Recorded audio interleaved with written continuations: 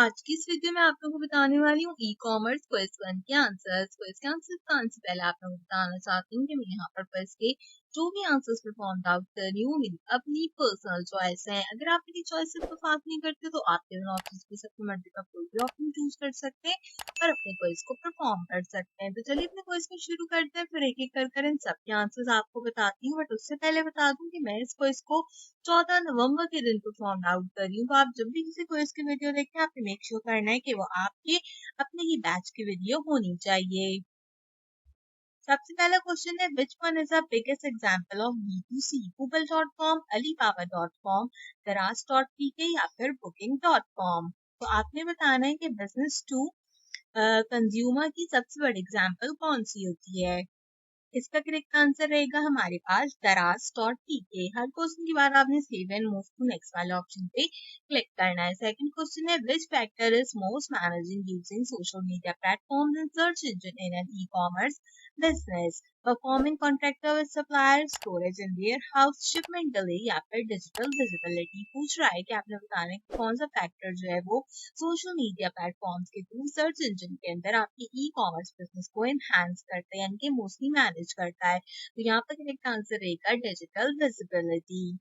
अगले क्वेश्चन की तरफ चलते हैं जो कि है हमारे पास question number 3। What type of platforms connect people from around the globe for different purposes? Selling site, news portal, media websites और सोशल मीडिया वेबसाइट्स? तो सोशल मीडिया साइट्स जो है वो हमारा करेक्ट आंसर रहेगा यहाँ पर, क्योंकि देखो जितनी भी सोशल मीडिया साइट्स होती है फेसबुक, इंस्टाग्राम, ट्विटर, सो आप अराउंड द वर्ल्ड जो है वो आसानी से यहाँ पर एक दूसरे से बातचीत कर सकते हो। अच्छा, आगे के क्वेश्चन के आंसर बताने से पहले मेरी आपसे रिक्वेस्ट है कि अगर आपने अब तक मेरा फेसबुक का ग्रुप महक आलम की TSTP 2.0 बैच 06 को ज्वाइन आउट नहीं किया है तो जल्दी से ज्वाइन कर लो। इसका लिंक मैं डिस्क्रिप्शन बॉक्स और इस वीडियो के पहले कमेंट में प्रोवाइड आउट कर रही हूँ। आपको बताती चलूँ कि मेरा डिजिटल से रिलेटेड किसी भी किस्म का कोई व्हाट्सएप का ग्रुप नहीं है। मेरे नाम पर बनाए गए व्हाट्सएप के सारे ग्रुप फेक है। मैं किसी भी किस्म का कोई भी व्हाट्सएप ग्रुप ओन नहीं करती डिजिटल से रिलेटेड, और ना ही डिजिटल का कोई ऑफिशियल व्हाट्सएप का ग्रुप है।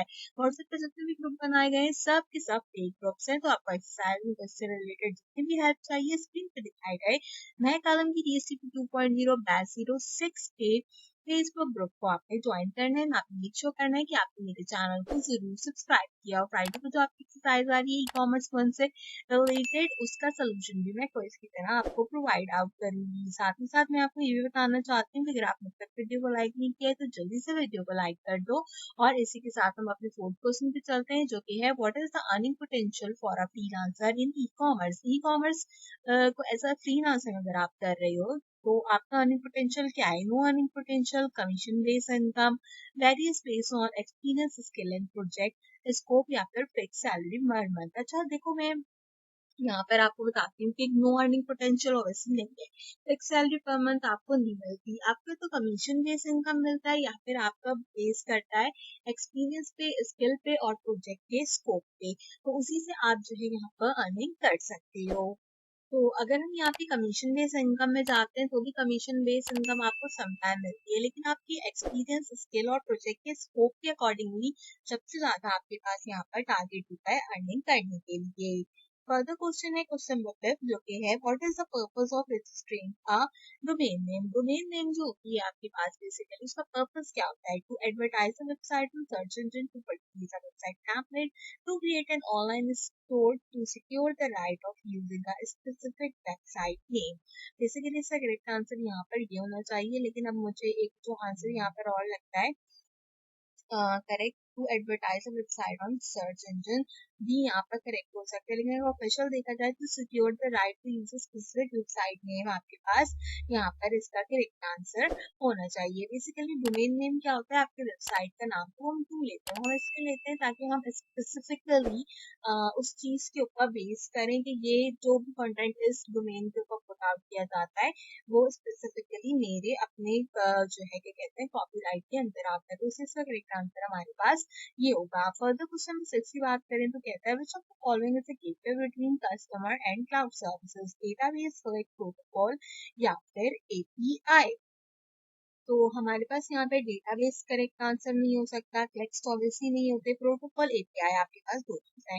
प्रोटोकॉल काफी कम केसेस में वर्क करता है, तो हम एपीआई के आंसर के साथ यहाँ पर जाने वाले हैं। क्वेश्चन नंबर 7 है, what benefit can e-commerce provide to a conventional business.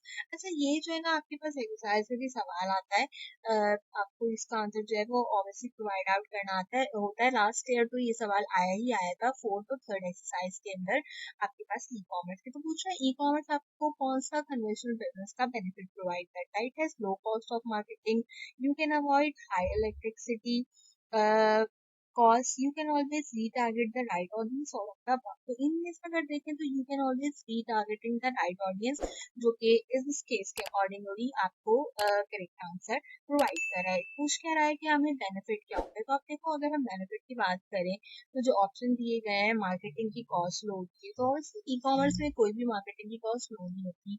आप हाई इलेक्ट्रिसिटी कॉस्ट को कंपाइल आउट कर सकते हो। आप कहीं पे भी वर्किंग कर रहे हो तो ऑब्वियसली हाई इलेक्ट्रिक जो आपकी कॉस्ट है वो आती है। ठीक है, इसके अलावा यहाँ पर आप रिटारगेट करोगे राइट ऑडियंस को, तो ऑब्वियसली आप रिटारगेट जो है वो कर सकते हो यहाँ पे राइट ऑडियंस को। क्वेश्चन नंबर 8 है, what type of store should a business consider if it want to sell its product online, a physical store, a click and shop store, a warehouse store और a e-commerce store. तो e-commerce store will be your correct answer. Question number 9 है, which one of the following is a drawback and challenge in the international e-commerce? Selling across the border, source product out online without visiting China and other countries, open a business bank account and receive payment in dollars. International regulations and laws are complex to understand. तो यहाँ पर दो आपके पास जो है वो option हो सकते हैं, source product online without visiting China और एनी कंट्री, या फिर selling across border.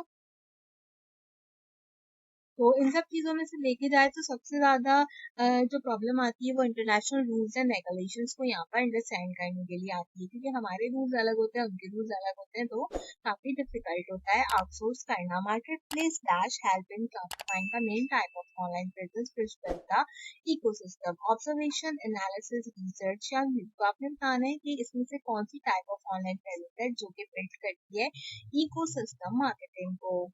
So obviously marketing analysis यहाँ पर इसका करेक्ट आंसर है। तो ये था हमारा काफी अच्छा सा ई कॉमर्स का क्वेश्चन पेपर। मैं उम्मीद करती हूँ ये क्वेश्चन आपको पसंद आया होगा। हमने 9 मार्क्स सिक्योर किए हैं इस क्विज के अंदर। ऑब्वियसली जो एक गलत क्वेश्चन था वो मैंने आपको बता दिया था वीडियो के अंदर ऑलरेडी, जिसका मुझे डाउट था, सो हमने इस क्विज के अंदर 9 मार्क्स को अलॉट किया। मेरी आपसे रिक्वेस्ट है कि अगर आप पहली बार मेरे चैनल पर आए तो सब्सक्राइब कर दो। ई कॉमर्स से related all exercise and quiz के सॉल्यूशन अपने चैनल के ऊपर प्रोवाइड आउट करती हूँ, सो मेक श्योर करो कि आपने मेरे चैनल को जरूर सब्सक्राइब किया और इस बेल आइकन के बटन को ऑल पे प्रेस करना बिल्कुल मत भूलिए। ई कॉमर्स के अलावा अगर आपका कोई भी और क्वेज है तो उसके सॉल्यूशंस को मैंने अपलोड आउट कर दिए, तो मेक श्योर करो कि आप उसको मेरे चैनल से लाजमी चेकआउट करो। आज की वीडियो के लिए बस इतना ही। आपसे मुलाकात करेंगे अगली वीडियो में किसी और अच्छे टॉपिक के साथ। तब तक के लिए मुझे दीजिए इजाजत।